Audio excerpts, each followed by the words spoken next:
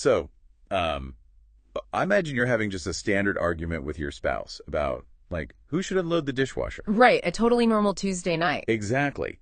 But instead of addressing your actual frustration, they just calmly use their professional background to diagnose you with emotional dysregulation. Oh, wow. Yeah, right. Suddenly you aren't a partner anymore. You're a patient.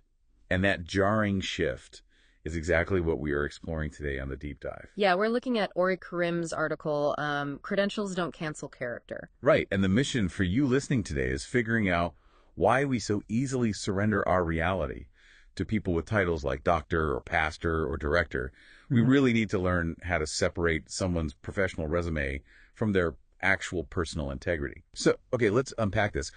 Why is it so dangerous to just assume authority equals accountability? Well, what's fascinating here is that the reason we fall into that trap isn't because we're just gullible. It's actually because titles act as these cognitive shortcuts. Like our brains are just being inherently lazy.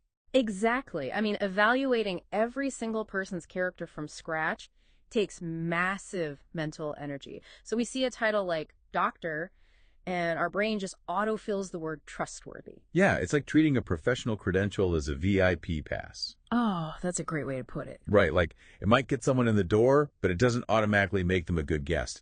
We basically skip the security checkpoint in our brains and just assume they're a good person because they got the badge. And, you know, manipulative people know exactly how to hack that shortcut. They realize that if they just flash the badge, people stop asking questions. Which just creates these environments where bad behavior goes entirely unchecked. Right, simply because of what someone is called.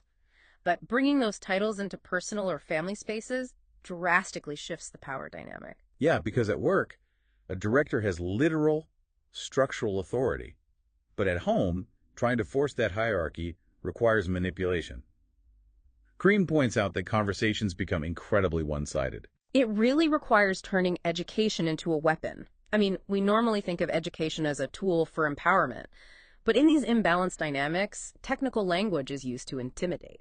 Like when someone uses corporate HR speak or clinical therapy jargon to just shut down a completely valid emotional complaint, they're just dismissing the listener's lived reality. Precisely. It's control disguised as competence. And this power imbalance creates a really jarring disconnect for anyone witnessing it. I can imagine. It creates massive cognitive dissonance. Totally. You see this person performing perfectly in public, but acting completely inconsistently behind closed doors.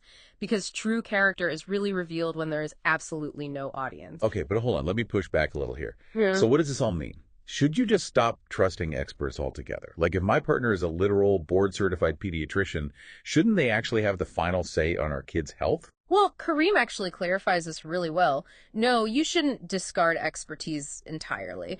If the pediatrician says, you know, this is the correct dosage for a fever, you trust the medical fact. Right, that makes total sense. But if they say, you know, you don't know what you're talking about, your anxiety is out of control, and you're an unfit parent for questioning me. Oh, wow. Right, well, that is no longer about medicine. That is about power. Okay, so instead of automatic deference, we need strategic observation. We need to look for patterns. Exactly. You watch to see who constantly gets protected in the relationship and whose voices are continually dismissed. And once you spot those patterns, the next step isn't a loud confrontation. Karim actually suggests a strategy of quiet protection.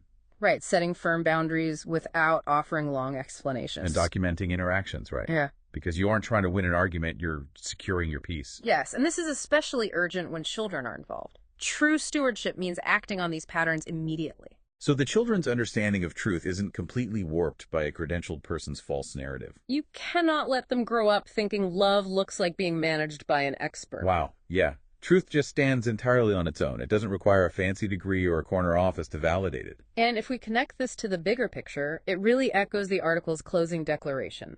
Credentials may open doors, but character determines what happens once you're inside. That is perfectly said.